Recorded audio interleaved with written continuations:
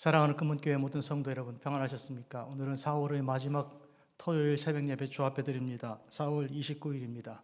주께서 이 4월을 축복하시고 이 봄에 생명의 계절에 우리에게 부활과 은혜의 축복, 평강의 축복 주신 주를 찬양합니다. 다 같이 사도신경으로 신앙 고백 드리겠습니다.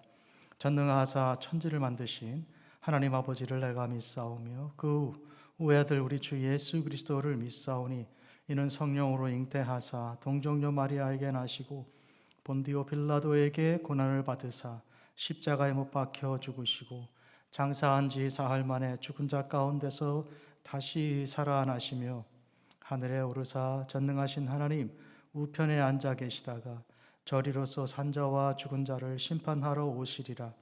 성령을 믿사오며 거룩한 공회와 성도가 서로 교통하는 것과 죄를 사하여 주시는 것과 몸이 다시 사는 것과 영원히 사는 것을 믿사옵나이다. 아멘. 찬송 드립니다. 457장입니다.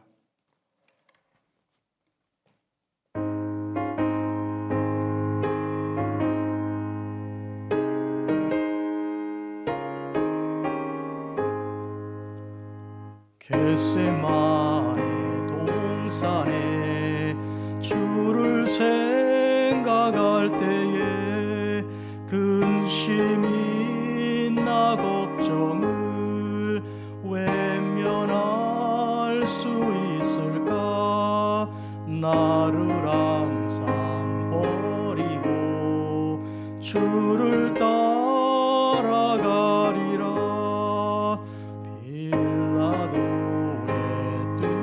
손 주를 생각할 때에 수치됨과 아픈 것 못 견딜 수 있을까? 길이 참고 묵묵히 주를 따라가리라.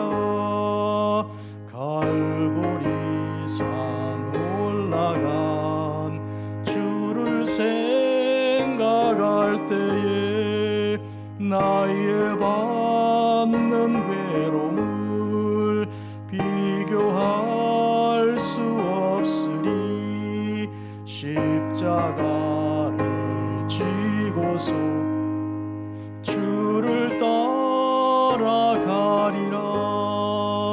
무덤에서 부활한 주를 생각할 때에 환난이나 죽음도 두려울 것 없으리. 승전가를 부르며 주를 따라가리라.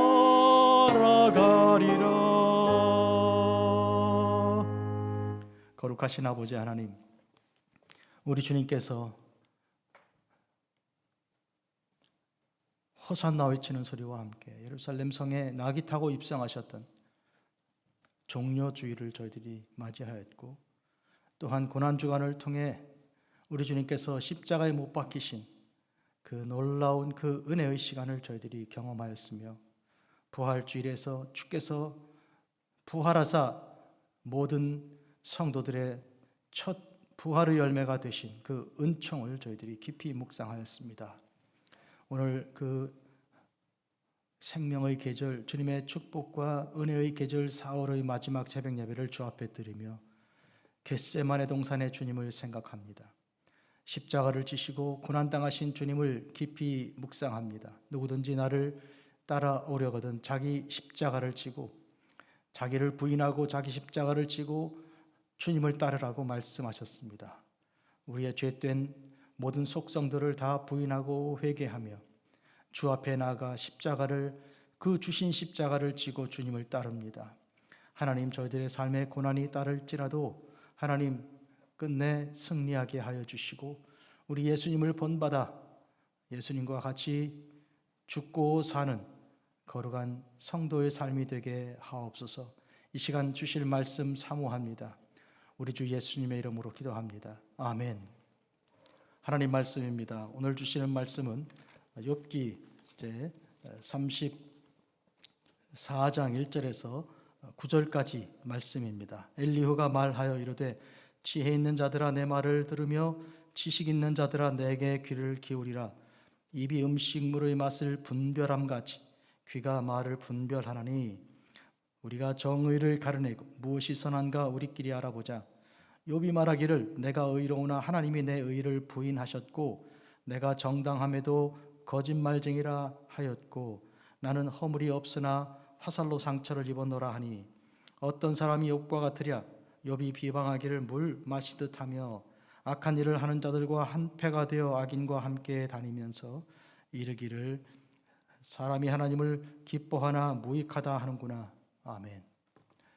오늘은 엘리후가 이제 긴 이 스피치 말 변론을 낸 것을 32장에서 시작했고 33장을 거쳐 오늘 34장에 이르렀습니다. 37장까지 모두 6장에 걸친 긴 이 스피치, 이 말 연설을 통해서 엘리후는 우선은 긍정적인 측면에서 말하자면 욥이 고난과 고통에 집중하지 말고 하나님을 만나게 될 것을, 하나님을 바라볼 것을 말합니다. 지난날의 과거의 허물보다는 앞으로 하나님께서 이제 이 고난을 통해서 그에게 가르쳐 주실 새로운 교훈에 집중하게 하고 있습니다. 또 어떤 의인이라도 이와 같은 고난이 있을 수가 있다는 점을 들어서 세 친구와 달리 모든 고난은 죄에 대한 하나님의 징벌이라는 그런 단순한 논리를 넘어서는 너그러움도 지니고 있습니다. 융통성도 있습니다. 그런데 그는 그가 하나님의 영에 인도함 받았다는 그런 하나님의 성령에 인도함 받았다는 그런 자기 주장도 있고 동시에 인간적인 지혜를 발휘해서 우리가 인간적으로도 볼 수 있는 우리끼리도 알아볼 수 있는 그런 상식적인 차원에서도 이야기하자 이렇게 말합니다. 양날의 칼같이 엘리후는 하나님의 영과 인간의 상식 두 개를 다 사용해서 욥에게 말합니다. 그러면서 이 세 친구들과 별로 다르지 않게 결과적으로는 욥이 하나님 앞에 의롭지 못했으며 또 지금도 하나님 앞에 여전히 죄인인 것을, 그리고 그가 돌이키지 아니하면 하나님께서 그에게 여전한 징벌을 계속 내리실 것을 말한 그런 점에서 세 친구들과 다르지 않습니다. 오늘 있는 말씀은 이렇습니다. 지혜 있는 자들아, 2절입니다. 내 말을 들으며 지식 있는 자들아 내게 귀를 기울이라. 그는 지금 일종의 지식의 향연 심포지엄을 지금 열고 있습니다. 그래서 지혜와 지식 있는 자들을 불러 모아 이제 이야기를 해보자, 지혜와 지식을 한번 토론해보자, 그렇게 제안하고 있습니다. 마치 입이 음식물의 맛을 분간하는 것처럼 입으로 맛을 알지 않아요? 그렇다면 귀는 말을 분별하지요. 달콤한 말이나 쓴 말이나 이런 칭찬이나 비난 같은 것 파악할 수 있지요. 그래서 입과 귀가 그렇게 분별하고 판단하는 것처럼 우리가 다 가지고 있는 상식을 가지고 우리가 정의를 가려내고 무엇이 선한가 우리끼리 알아보자. 우리에게 허락하신 하나님께서 주신 상식을 가지고 한번 말해보자. 그렇게 이 지식과 지혜의 향연을 지금 초청하고 있습니다. 이제 욥을 대하여 말합니다. 욥이 내가 의롭지만 하나님께서 내 의를 부인하셨다 이렇게 말했다는 것을 이제 인용하고 있습니다.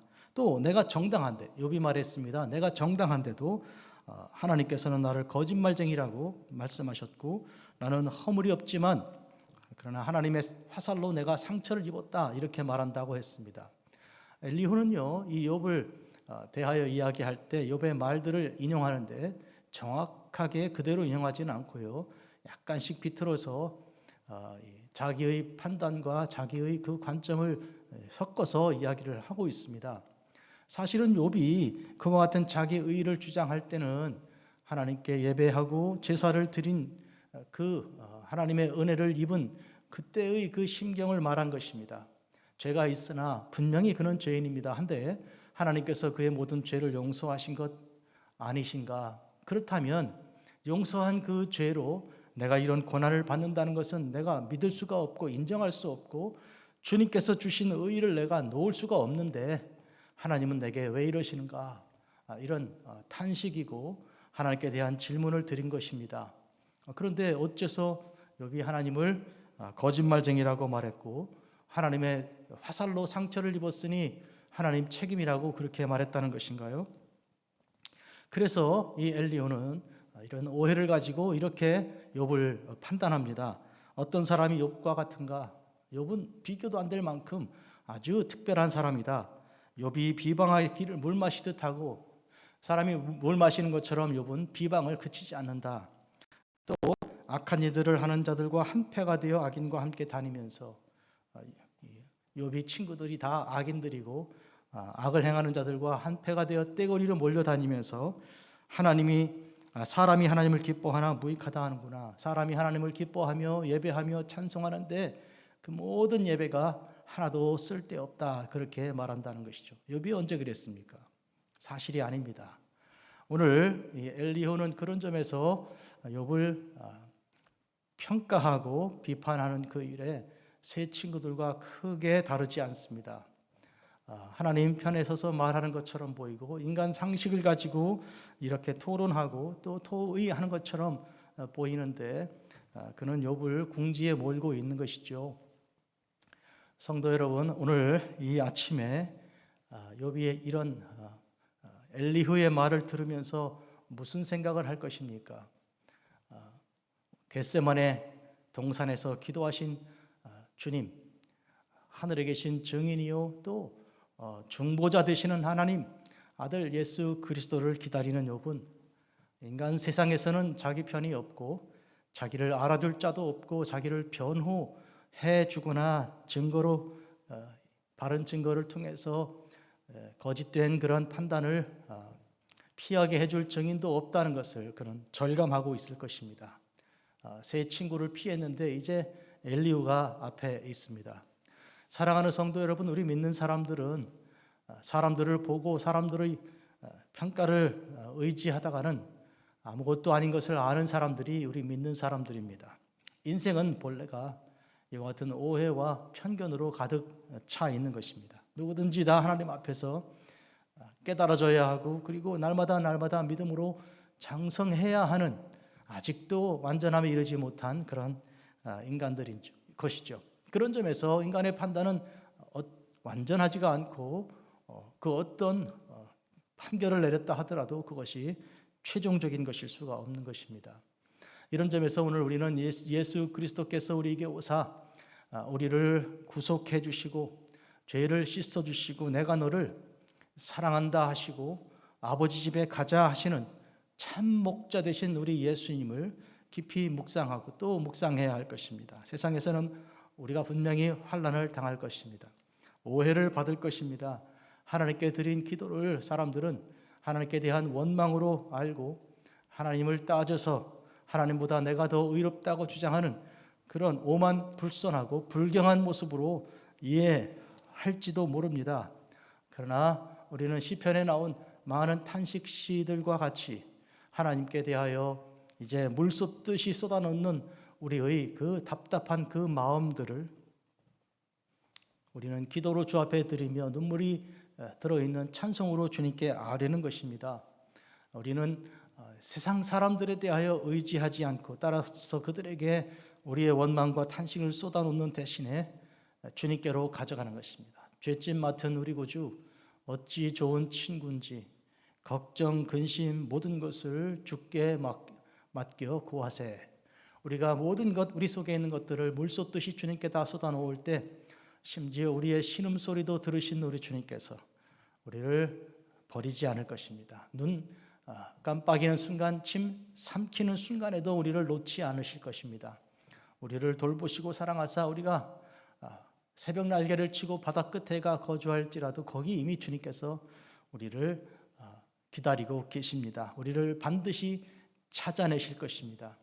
이런 점에서 우리는 세상에서 알아주는 자 없고 재판석에 가면 증인도 없고 변호사도 없는 고독한 재판, 불의한 재판을 받는데 마치 나봇이 그러하였고 예수 그리스도께서 그러하셨던 그대로 우리는 이 세상에서는 찾을 수 없는 그 증인과 구속자 되신 대속자 되신 우리 주 예수님을 하늘에서 구해야 할 것입니다.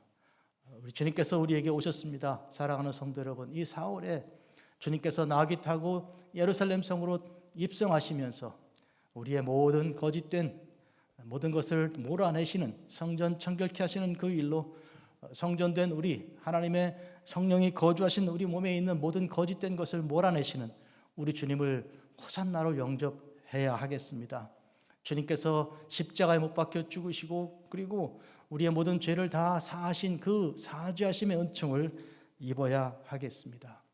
사망 권세 깨뜨리시고 부활하신 우리 주님께서 우리에게 죽음의 공포에서 벗어나 죽음의 세력에서 그 사슬을 끊어내시고 죄의 사슬에서 우리를 벗어나게 하시고 영생하게 하신 우리 주님을 찬양합니다. 기도하겠습니다. 거룩하고 자비로우신 아버지 하나님, 아침에 하나님께서 저희들을 사랑하사 하나님 말씀을 듣게 하여 주시고 하나님께서 과연 이 세상에서는 우리를 알아줄 자도 없고 우리를 인정할 자도 없으며 참된 위로도 구할 수 얻을 수 없음을 알게 하셨습니다. 그러므로 하늘에서 주시는 은혜, 하나님의 은혜, 우리 예수님을 통한 그 하나님의 사랑만 우리에게 우리를 온전케 하고 거룩하게 하고 세워주시는 줄 믿습니다. 그러므로 모든 찬송을 우리 주님께만 드립니다. 우리 주님의 놀라운 사랑과 은총을 이렇게 마음에 새기며 살아가는 모든 날 동안 절망하고 낙심하고 쓰러질지라도 실전할지라도 팔기하게 하여 주시고 하나님 또한 넘어진 자들을 일으켜 세우는 전도자가 되게 하옵소서. 예수님의 이름으로 기도합니다.